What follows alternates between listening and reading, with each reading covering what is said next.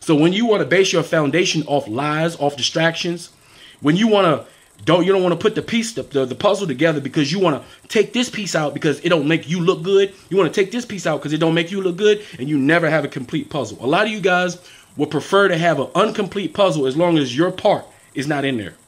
Yorubas, Igbos, and the various other tribes obviously have historical, political issues with each other, because if you guys didn't have historical, political issues with each other, there would be no such thing as an African American. So as an African American, in any African diaspora has the right, let me tell you something, we have the right to talk about and explore the true history of Africa, how things manifested itself, and if that means that a faction of a Yoruba tribe did something to the Benin people, or if they're talking about territory disputes or who owned what, and if it comes to that, that's just what we're going to have to talk about, because those are the truths. You know what? I don't care. You are African American, you are African Caribbean, you are African from South America, you are an African British. I don't care. What I care about is one. We are all black people. In the eyes of the white person, we are all black. Does not matter if your parent or one of your parents was white or who. We are all black. And the place where you are accepted, the place where you are not seen as somebody who is colored, we don't see your color, is Africa. This is the place where you belong. So even if you don't want to come to Africa and live, just come and visit and just have a taste of something different that you're used to. Some of you African Americans, mostly African Americans, are used to that extreme systemic racism. So in your mind, it's always, that's the reality. That is how the black people are treated all over the world. But that's not the case. We have the continent of Africa. Try Africa and you'll see what I'm telling you, that indeed it's true. Now, just remember that. And what I've run into is that when African Americans do this, because I'm not the only one doing this, a lot of people doing this, but what I'm running into is that there are people on the continent who get upset when you tell things that they don't want to be told. When you start telling histories that not so favorable to certain tribes, right? And they get offended and they come in my comment section, and it's kind of like a thing where they're like, hey, be careful, because their point of view, usually from being part of that tribe, they are adversary. They have an adversarial view of other tribes or other groups, and they don't like it when African Americans talk about this, because it exposes some of the things that they don't want to be exposed. One thing I've noticed about West African and Central African culture is that continental Africans like to be really enclosed about certain cultures, certain practices, certain things. And because they're so enclosed and like to hide, they like to close the door behind a lot of things. They don't like people to see a lot of things. What that makes it hard for the African diaspora, the people who are a result of the acrimonious altercations that happen between the different tribes, the people I am a product of the tribal issues within West and Central Africa. When we try to explore and see what is it that happened, what's the political implications of these tribes, where did these tribes come from, what tribe did what to what tribe, what kingdom did what to what group, who are the characters, who are the actors, what situations happen to cause various situations. When African Americans explore our actual history, we're gonna have to explore it and we're gonna have to be objective about it. Meaning, if you're a Yoruba and I disseminate information that's not favorable to Yorubas, guess what? As a Yoruba, you're gonna have to accept that history, because that's what happened. The same way we want white people to accept the transatlantic slave trade and the world destruction, that the campaign they went on, they're going to have to look at their ancestors, look at their past, and say, these are our ancestors. This is what our ancestors did. These are the result of our ancestors' actions. These are the things that we have to do to change those things, to not repeat those same mistakes. The same thing goes for African people.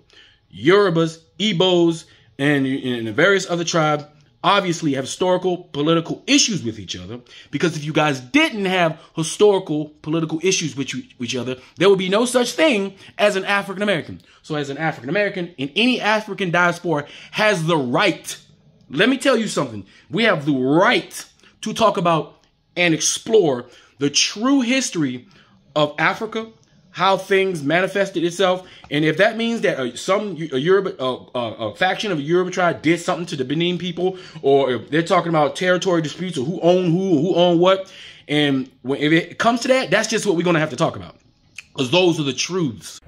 You know, there are some things, and I believe there is some conflict between Africans and African Americans. Yes, people say I stir up conflicts by bringing up this topic. No, I don't stir up any conflict. Conflicts are there. There is that stereotypes that Africans have about African Americans, and I believe these stereotypes have to be addressed.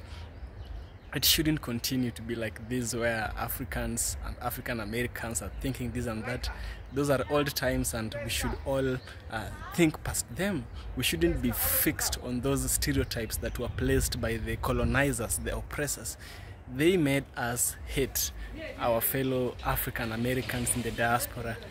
They made those African diaspora, some of them may hate us who are living in the continent, saying that we brought them to the slavery, we are the cause of their suffering. So there is this thing that Africans have in their mind, and I'm thinking Africans should look past this. If we want we Africans to be comfortable in America, African Americans should accept us as one people, as one of their kind. If we want African Americans to be comfortable here in Africa, we should welcome them and bring them here. Yes, I understand we have our own cultures, we have our own traditions, we have our own way of doing things. But one point cannot be taken away. African Americans came from Africa. It is here where they belong, it is here where they came. All those propaganda we are hearing, what, these things were placed by the oppressors. So it's time we look past the oppression and think for oneself what's really good, because a black skin is a black skin. Does not matter where you are. In the eyes of a white person, you are black. It does not matter even if your parent was white, you'll always be black, and some of them will always oppress you. So we need to think as one person.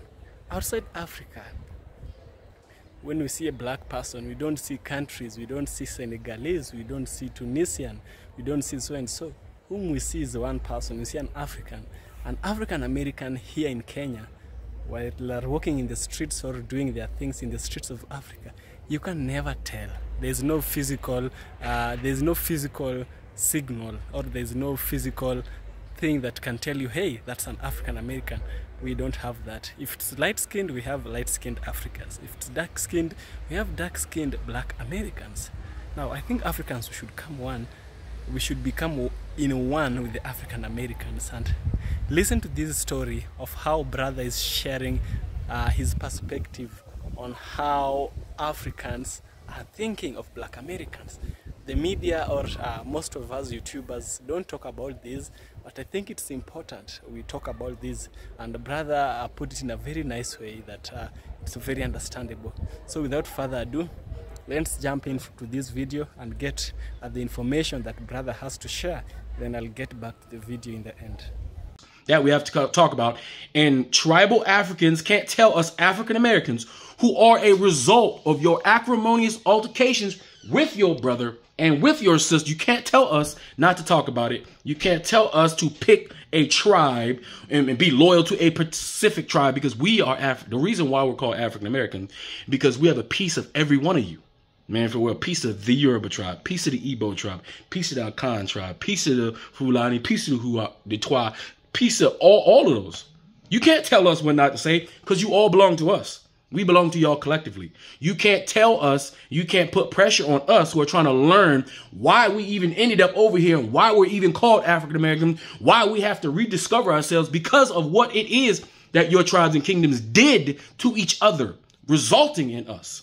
So don't tell us what we can and cannot talk about when it comes to African history, whether you like it or not, because there are no innocent tribes. There are no innocent kingdoms on this planet. There's no group of people who have any have manifested a level of peace where they can sit on the moral high mountaintop and judge and point fingers at everybody else as if they had no participation or they had nothing to do with why there is a such thing in the first place as an African American. Why there is that. History is history. I went to college for history. I have a degree in history, world history, African history. When I talk about history, it doesn't matter if it's my ancestors who did a bad thing and I have to deal with the results, the side effects, the long centuries long reverberating side effects of those actions. No one can tell me just because I've been accepted into the Yoruba tribe that I need to stay loyal to the Yoruba tribe and not talk about the things that the Yoruba tribe, the Oyo Empire, did to the Benin Empire, did to the Igbos, did to anybody else when they were in charge. You can't tell me not to tell the truth because it makes you look bad or make you feel bad because you don't want to talk about that closed chest. You don't want to speak about it. You don't want nobody to know about it. That's the same thing white people do. That's why they burn books and do things like that, because they don't want no one to know how they got to where they are, because they're ashamed of it. Now, when it comes to history, there's nothing to be ashamed about. We have plenty of African Americans who are ashamed to be African Americans because they're ashamed that their ancestors were enslaved by these white people who we know are not superior to us. So they pretend to be Indians and various other things, and they distract themselves culturally instead of embracing their true history and understanding the context of how things went down. And that's the problem that we have. Yes. So you've heard what brother said.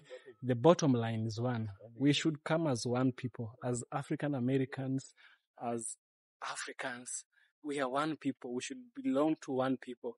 And according to me, I'm thinking all the African countries, all the African governments should open ways for the African diaspora to come visa free into their own countries. Yeah. There are some exceptions where you'll find some African Americans are bringing this, or some African Caribbeans are bringing this into the country, but it's a very small number if that's the case. And you always know minority does not make the rule. Exceptions does not make the rule. The majority is what makes the rule. It's a democratic world model. We use the democratic model in today's world. So I hope you find value in this content, which brother said, and we can learn from this each day. And remember that we should welcome African Americans into our countries. We should welcome them as the same way we would welcome our parents or our siblings into our homes. I personally have no issues with any African American. I got no issue with Africans. I got nothing personal against no one. What I say is, come to Africa, enjoy the fruits of Africa. This is where you belong, and welcome home, guys. Nothing more I can say. Just welcome home, because we love you. We just love you.